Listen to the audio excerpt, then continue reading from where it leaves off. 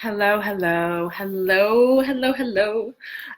Welcome. I just have a cable underneath me. I'm clearing. Um, welcome, welcome. If you are just joining me right now, this is part two of a three-part series. Well, kind of 2.5 because yesterday I did a little bit of an impromptu video here on Facebook.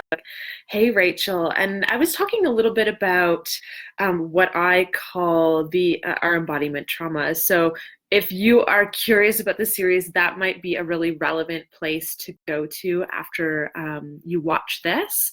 What I wanted to talk to you today, so just to kind of catch up a little bit, Cole's notes, and back up here. Who I am, what am I doing, why am I talking about this, and if you are just joining me, say hello. I'm just moving my computer here, and oh, actually, I am going to, just before I forget, I'm going to share this out with my group. So if you are not in my group, if you're watching this on, I've been posting some of these on YouTube as well, these videos, and sharing them that way. So if you're watching this in a different platform, that's why I might be doing some explanation. So anyway, if you're just joining me, I'm just getting started. Just going to share this out with my group because I did want to share it live to let everyone know. And this is a topic. Happy red magnetic serpent, Malia. Oh my God, I'm so happy you're on here live. A little soul sister, another soul sister there. Today, I wanted to talk to you guys a little bit about, I'm going to actually weave through. There's been a lot going on, and now is the time, now is the season. And I really wanted to talk about heart alchemy, what I call heart alchemy, because it's one of these potent resources that we can really use and tap into in order to help us move through some of these things, some of the societal traumas, some of our conditioning, some of all of these things, whatever it is that you're working through right now that you've been maybe trying to let go of for a really long time. This is a wonderful avenue to start to actually deconstruct. And as I kind of go right into this, I've forgotten to share. So allow me to just post this with my lovely group. And if you haven't joined me in Moved by Spirit is my group. So that's shared with them. And I also have something I kind of wanted to read to you today. So actually, let's start with that. I wanted to start with this energy of, Scorpio season. So Scorpio, if you don't know, if you're not an astrologer, that is okay. Malia is a wonderful astrologer, and she has a lot of knowledge of Mayan astrology, which I find really fascinating, and I'd love to learn more from you very soon. So anyway, just as like a segue, if you're curious about that, that's a little rabbit hole you could dive into. But today I wanted to talk about Scorpio really from more of an archetypal point of view and how we can look at the season as an archetypal season. So we are heading into the season, if you are a practitioner of magic and all of those things, if you're someone who works with tarot, so you might be aligned with this time of year. And if you look at nature, we're looking at fall, we're looking at the season of death and decomposition. And in Mexico, where I spend a lot of time, it's the season of the Day of the Dead, which is coming up at the end of this month. And it's when we really honor the people and beings in our lives who've passed away. And we also get to honor and celebrate the lessons and the life that is there. And Scorpio is really kind of about getting down to what's really important, the essences. And it really allows us to, I love this symbology of like peeling back the curtains and really having a good look of what's there. And here's the interesting thing. Most of the time when we peel back the curtains, often what we're looking at is stuff that we might not really want to see.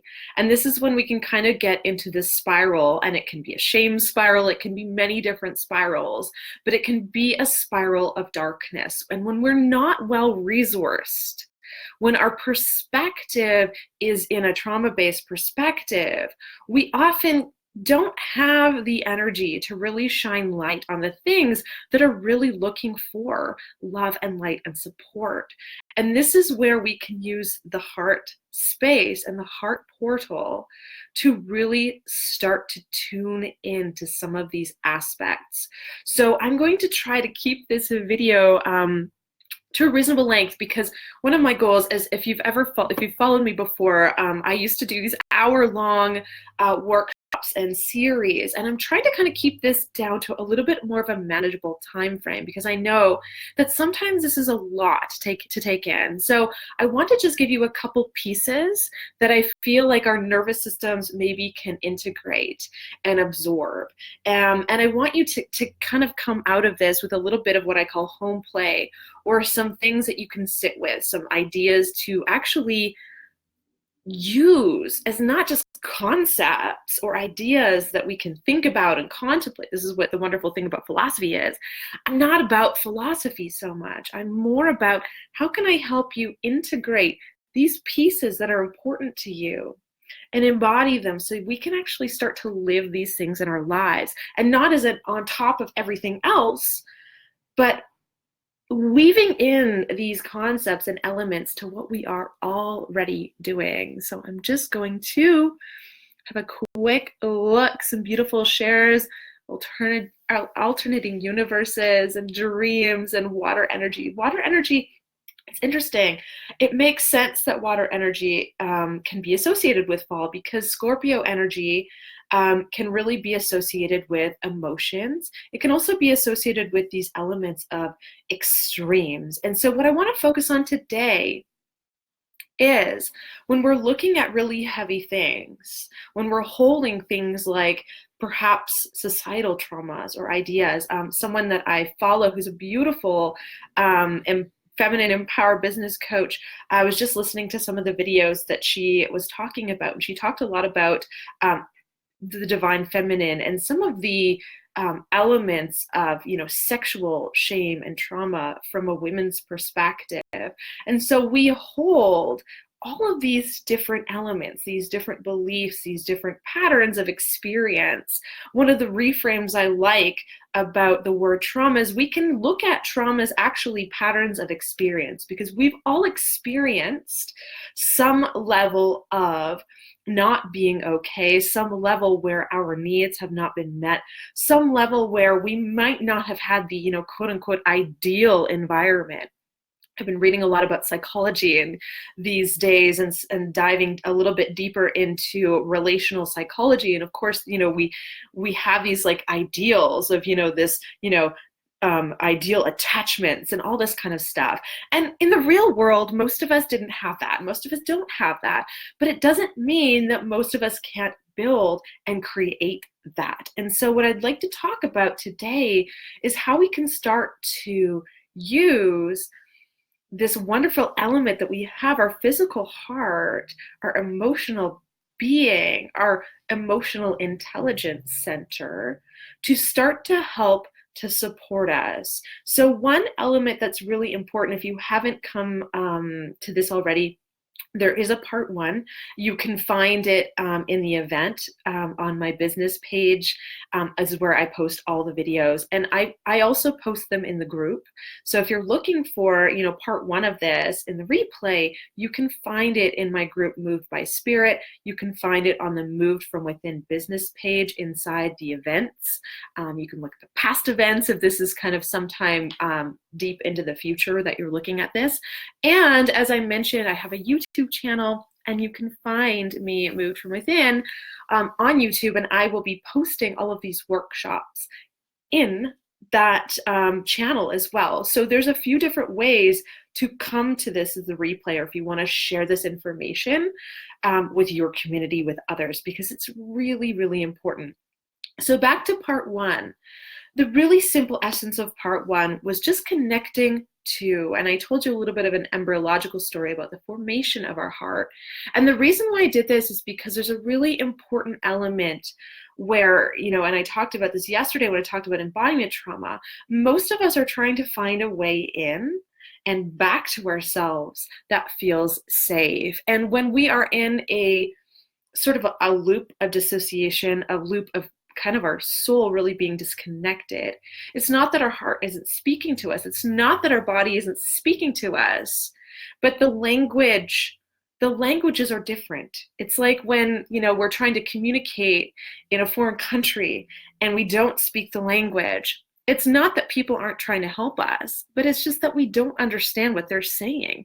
And we really can't integrate that information. And so we very much easily go into a state of overwhelm and shock, and we check out into self-preservation mode until perhaps, using this metaphor of being in a foreign country, perhaps you have someone who maybe doesn't speak your language, but reaches out in a way energetically that feels safe. Maybe they reach out their hand, maybe they reach out and help you with, maybe translating something in a way that starts to open us up. This is what happens when we kind of are in a frozen state, whether it's dissociation, whether it's fight, flight, or freeze, whatever these things are. Remembering that really what we're always seeking is safety and nourishment, and this is what we need. So when we're coming back into our heart, when we're coming back into having a relationship with our heart, we need to come with this perspective of invitation, of kindness, of self-compassion. I'm just coming into, just checking your comments. Integration and a philosophical. Yeah, so this is, and the reason why I mention philosophy is because we often live here. We live in our intellect. It feels, again, safe. It feels comfortable. And in the world, we can use our intellect to build structures and create, a sense of external safety for ourselves using these intelligences. But it's not the whole thing, and it's not the complete picture. And so right now, particularly in Scorpio season, this is like drawing back all of our veils. So if we're not fully in our body, if we're not fully integrated, if it doesn't feel okay, all of the stuff that triggers that, all of the stuff that really pushes that and pushes us to our limits will start to show up, because this is kind of the season. And so just as a caveat, I've got a couple of different programs that are running, and one that starts in November. And there is a reason why there is a divine timing to when I decide to open up programs and when I decide to really make strong invitations out to you. It's because this is a season, and there is a season for everything, and there's a season for everyone. But Scorpio really is this time where we look at our own, I talked about this last week, deepening. We have to go below the surface. We have to go deeper. A friend and colleague of mine who's an astrologer has been talking about this in a business sense is, all of those things that we've been working with, the healings, it's time to go to the next layer. We need to get down to the root. And so one of the elements that to me is so important is really coming down into the root, and our heart can be a wonderful way to come down into that. So what are some of the ways that we can actually start to integrate? This is all about, for me, I really want to give you some tools. We can talk about this again from a philosophical sense for a long, long time, and we will continue, just like our healing process is going to continue to unfold. But where is it? And this happens often. I've been doing these Akashic readings this month, many, many different Akashic readings this month, and the theme is the same. We have different expressions of this theme, but the theme that's coming up is we need to go deeper. We think that this is the problem. We think that fear, perhaps, for example, I'll use fear as an example, is blocking us. We feel like our past, patterns are blocking us. But there's something deeper that's underlying. And the deepness, the depth, can be told by the story of our heart, because our heart is kind of like the keeper of all of our secrets, the ones that are dear and near to us, but also the ones that we're not sure what to do with yet. And not only is it the keeper of our secrets, it's also the alchemist for helping us start to shape shift. This is why I call myself an alchemist, because this is where I work from. We work from the heart energy. When our heart energy is in balance, we have a really deep connection to our physical heart health, our physical bodies, our circulation, our energy, our vitality. We're not leaking power. Our sense of our boundaries and security is strong and well balanced and grounded. You know, when we talk about grounding, a lot of us think about an image of a tree, you know, and our legs, you know, flying into the earth with these roots. And this is really interesting because this is something as a pattern I see with a lot of my clients. And, you know, for example, I am also a yogi, and in yoga we talk about this image all the time. Think about the tree pose itself, right? You know, you're imagining roots growing out from your feet and into the earth. But here's the interesting thing is that we're not trees. We're humans. And one of the challenges that we have, one of the reasons why we have a hard time with grounding is because it's easier to ground into external things, whether it's our cards or our talismans or the earth. But we have a harder time with grounding into our physical being.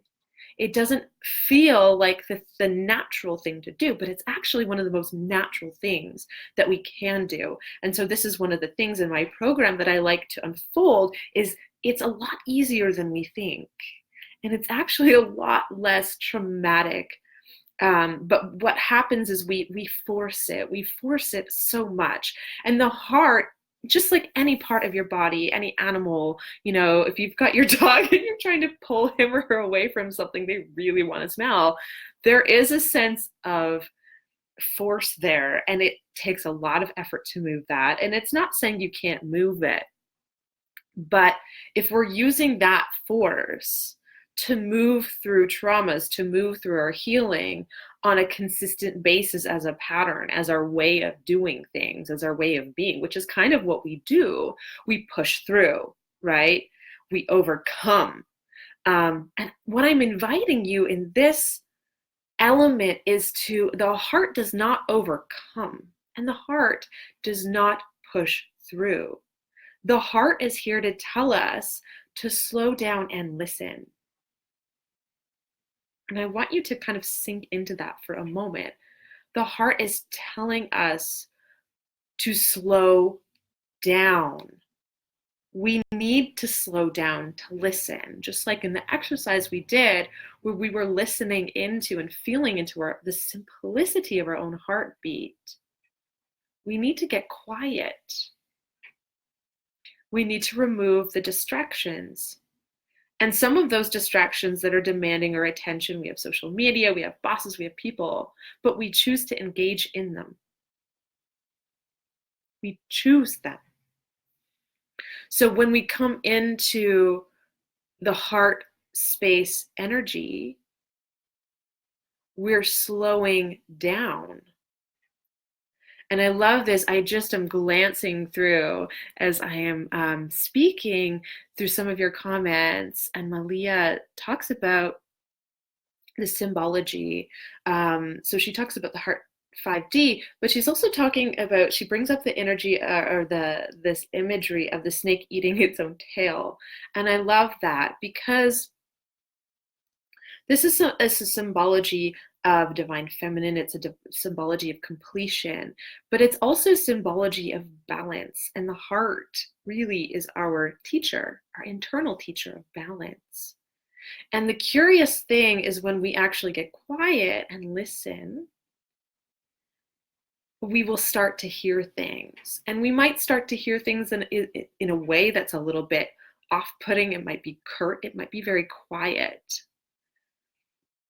But the importance here is when we take the time to listen, we can start to build a relationship with what's there.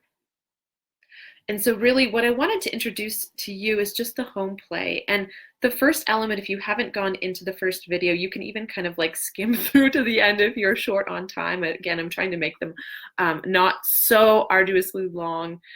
But there is a very simple exercise that I guide you through of really just checking into the heart. And so what I'd really like you to do, if you haven't checked into that, listen to it, come into that, See what's there.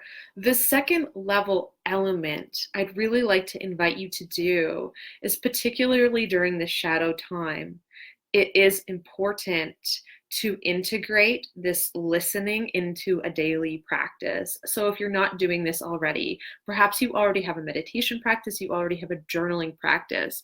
So what I'm not asking you to do is put something on top of that. What I'm asking you to do is, for maybe the next 30 days, while we enter the Scorpio season, take 5-10 minutes to be with your heart. And to be with your physical heart. It's really important when we talk about the energy, and I'm not trying to poo-poo or ignore the energetics of the heart chakra, but I'm really asking you to come into a language of sensation, because your heart speaks with sensation. Your mind will come up with imagery and symbology, if that's how you're wired, to help you make sense of that. And I'm asking you not to, I'm not asking you to ignore that. But what I'm really asking you to do is to come into focus into the sensations that are happening here for you right now. Is it feeling heavy today? Is it feeling lighter? Like, what are the physical sensations that are going on? And checking in as a 5-minute practice. This is something that, for example, if you have a journaling practice, you can come into the first part, that 5-minute exercise that we did of just simply listening to our heartbeat. Come and sit into that, and then initiate your journaling practice and see what happens. See what comes onto the page. If you work more with art, if you're creative, if you're visual, see what happens when you come into your creative work. I did this with one of my Akashic readings recently, where I did a reading for a woman who's a yoga teacher. And so what we talked about was we went through an experiential exercise of really kind of coming into a resource place. And there was a lot of resource within the heart. And there is a lot of resource for all of us, in my experience, in the heart. There can be a lot of stuff there. There can be a lot of heaviness sometimes. So if that's what's coming up for you, know that that's okay. And you can feel into that if that feels okay. But this is often a place for us that's delightful and can have a lot of experience of wellness, goodness, power, and resource. And what I just asked her to do was, before going into that yoga class, as we go into the preparation of the class that you're about to teach, starting your work day, making your breakfast, what it is, how you start your day, how it is you start the thing that you're about to do, that is part of your daily routine. When we tap into this space of power, of potency, of delight, of listening, from listening, what I'd like you to do is make this a daily practice. It can be a 5-minute daily practice. It can be integrated in the things that you already are doing.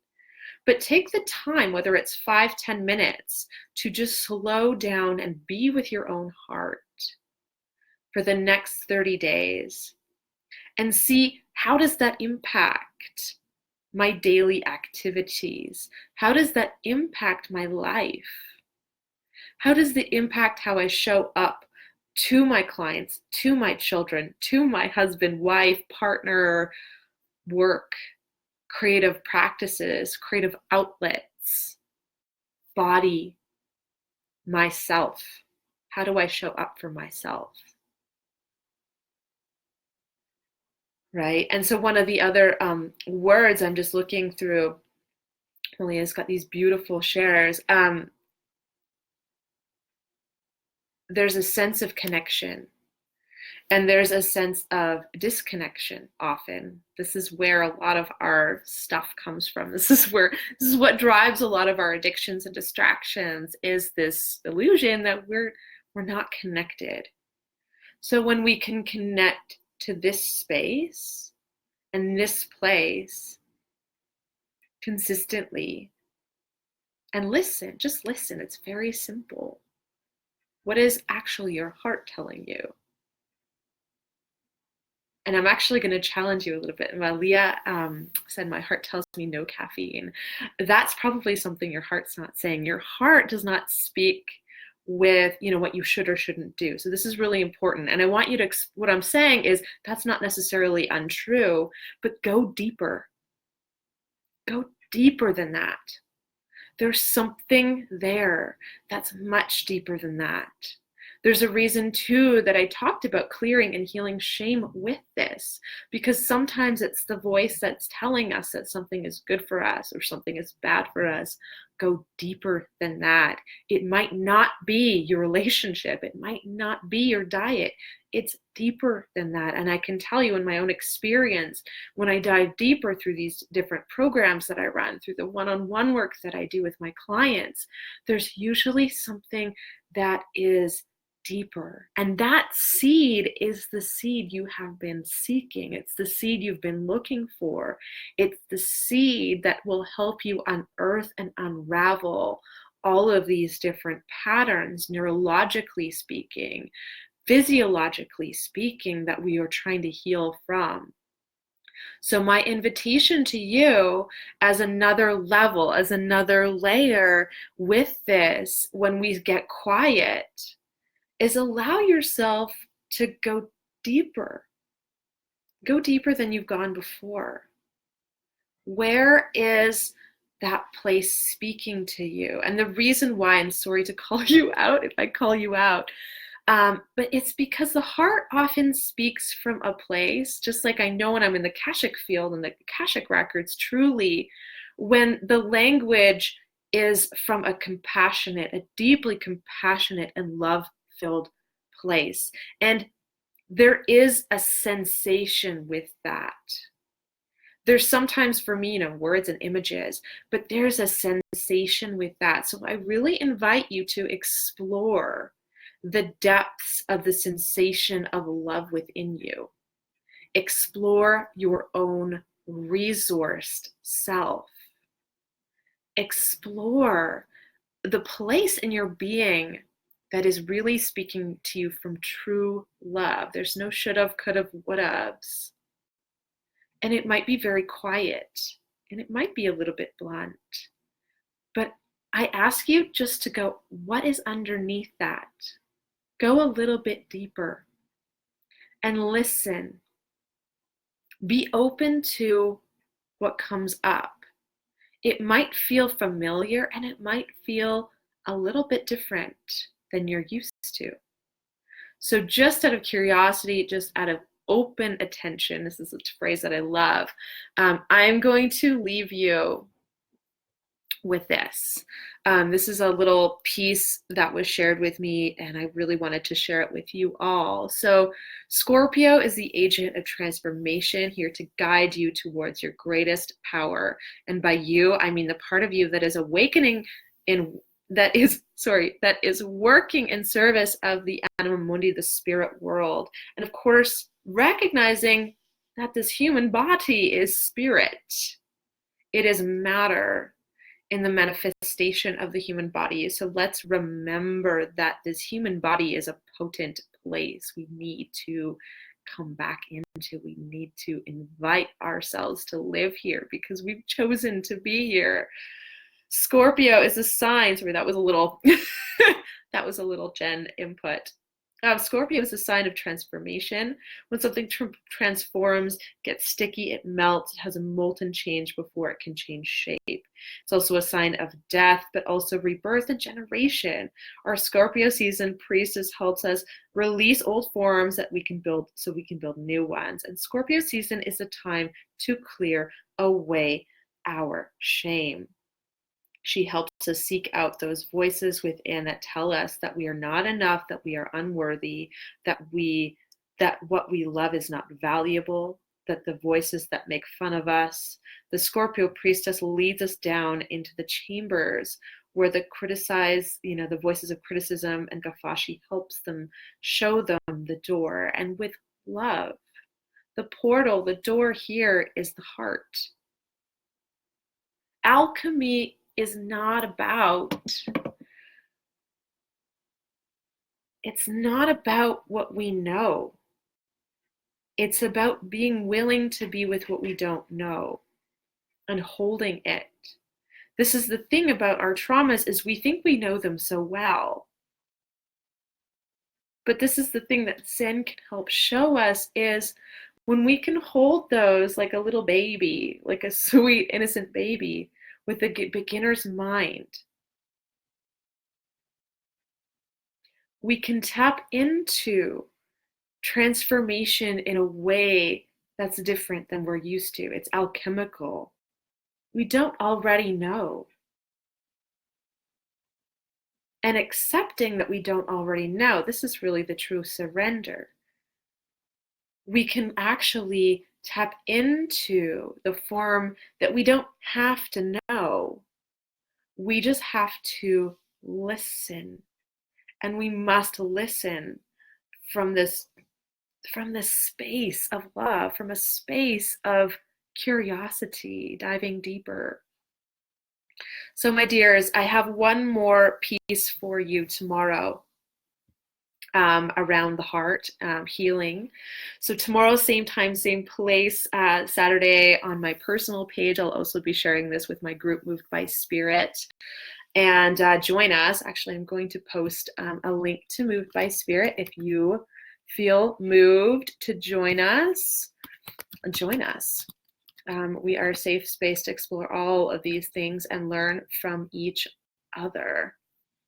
So I love this. I love this. So I'm going to leave you lovely, beautiful people for today. Tomorrow, we're going to dive a little bit deeper into the heart again, noon Pacific time.